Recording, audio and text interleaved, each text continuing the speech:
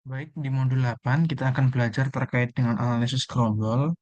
Nah, capaian pembelajaran khusus pada bab ini meliputi mahasiswa mampu menjelaskan dan menerapkan analisis gerombol untuk berbagai kebutuhan analisis lanjutan. Nah, kita nanti akan belajar terkait dengan konsep jarak, analisis gerombol hierarki, memotong dendrogram, dan analisis gerombol tak berhierarki. Nah, mungkin kita harus mengenal apa itu analisis gerombol. Analisis gerombol sendiri membagi data menjadi gerombol-gerombol yang bermakna, berguna, atau keduanya.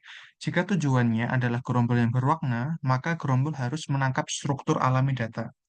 Namun, dalam beberapa kasus, analisis gerombol hanya merupakan titik awal yang berguna untuk tujuan lain, seperti ringkasan data. Baik untuk pemahaman atau kegunaan, analisis gerombol telah lama memainkan peran penting dalam berbagai bidang.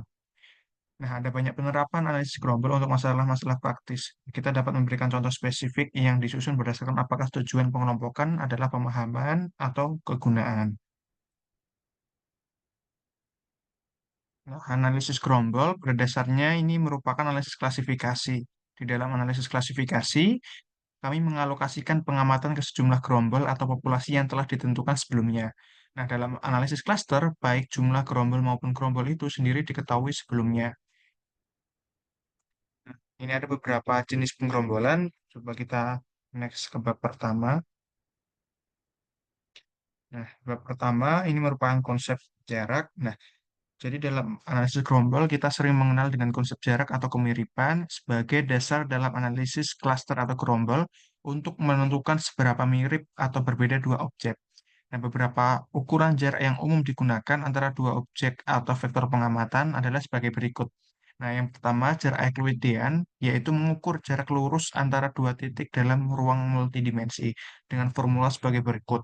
Kemudian yang kedua, jarak Mahalanobis mengukur jarak antara dua vektor dengan memperhitungkan varians dan kovariansi antara variabel-variabel.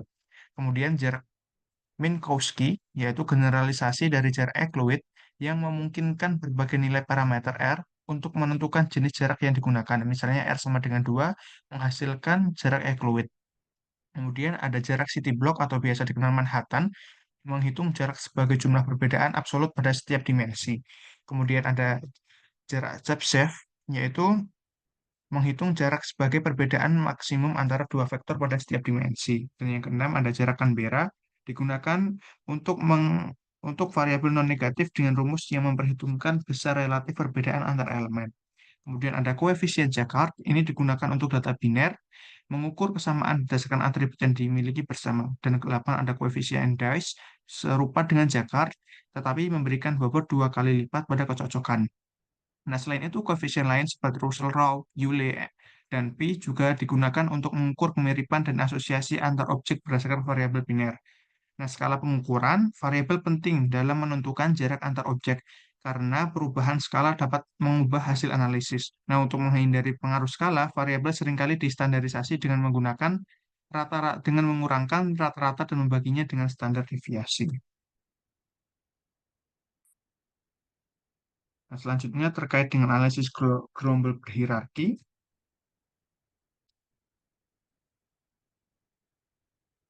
Nah, analisis gerombol berhierarki ini merupakan metode pengelompokan data berdasarkan tingkat kesamaan antar objek. Metode ini membentuk struktur hierarki di mana objek-objek yang mirip ditempatkan dalam satu kelompok atau gerombol. Ada dua pendekatan utama dalam analisis gerombol hierarki. Yang pertama, agglomerative hierarchical clustering atau pengelompokan agglomeratif.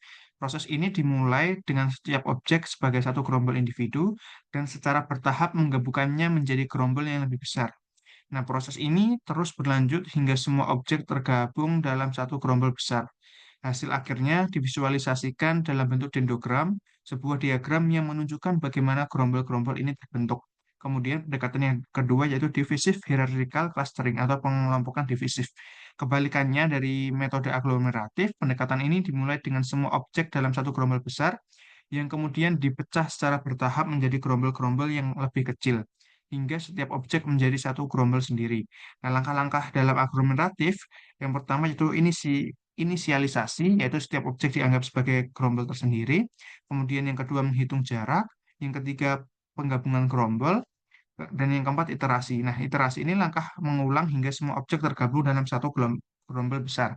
Sedangkan untuk metode perhitungan jarak antar gerombol, kita bisa menggunakan single linkage atau tautan tunggal, menghitung jarak terpendek antara dua gerombol, kemudian menggunakan complete linkage atau tautan lengkap, menghitung jarak terjauh antara dua gerombol, yang ketiga average linkage atau tautan rata-rata, menghitung rata-rata jarak antara semua titik di dua gerombol, kemudian ada centroid method atau tautan pusat massa, yaitu menghitung jarak antara pusat rata-rata dari dua gerombol, yang kelima yaitu Warts method atau metode War menggabungkan dua gerombol yang menghasilkan peningkatan terkecil dalam jumlah kuadrat jarak dalam gerombol atau SSE. Nah, metode ini bertujuan untuk meminimalkan varians dalam gerombol. Nah, ini merupakan analisis gerombol berhierarki. Selanjutnya merupakan analisis gerombol tak berhierarki atau non-hierarki sebagai metode pengelompokan data tanpa struktur hierarki tertentu. Nah, berbeda dengan analisis gerombol hierarki yang menghasilkan klaster dengan hubungan hierarki, beberapa metode populer untuk analisis gerombol non-hierarki termasuk K-means, K-medoid, dan DB-scan. Nah, kita mulai dengan metode K-means. K-means ini sebagai metode yang mengelompokkan data ke dalam sejumlah klaster yang telah ditentukan. Nah, setiap data akan dikelompokkan ke klaster dengan pusat terdekat. Langkah-langkah dalam metode K-means meliputi yang pertama, inisialisasi titik puncak acak, titik pusat acak, kemudian mengelompokkan setiap data ke pusat terdekat. Yang ketiga, memperbarui pusat klaster dengan rata-rata dari dalam klaster. Yang keempat, mengulangi proses sampai pusat klaster stabil atau jumlah interaksi maksimum tercapai. Kelebihan dari Cummins ini sendiri yaitu efisiensi untuk data riset besar, mudah diimplementasikan, dan hasilnya mudah diinterpretasi. Sedangkan kekurangannya yaitu sensitif terhadap inisialisasi pusat awal dan bentuk klaster yang tidak teratur. Yang kedua yaitu metode K-medoid sebagai metode pengelompokan di mana pusat klaster adalah objek aktual dari dataset. Berbeda dengan K-means yang menggunakan nilai rata-rata sebagai pusat. K-medoid sendiri lebih tahan terhadap noise dan outliers dibandingkan K-means. Nah, langkah-langkahnya yaitu melibatkan inisialisasi pusat medoid, pengelompokan berdasarkan medoid terdekat, penghitungan dissimilarities atau perbedaan, dan interaksi sampai medoid stabil. Kesimpulannya, K-means lebih efisien untuk dataset besar, tetapi sensitif terhadap nilai awal, dan K-medoid lebih baik dalam menangani noise dan outlier, namun komputasinya lebih kompleks. Nah, pemilihan antara K-means dan K-medoid tergantung pada karakteristik data dan tujuan analisis yang akan kita lakukan. Mungkin cukup terkait dengan analisis gerombol. Sampai bertemu di modul selanjutnya.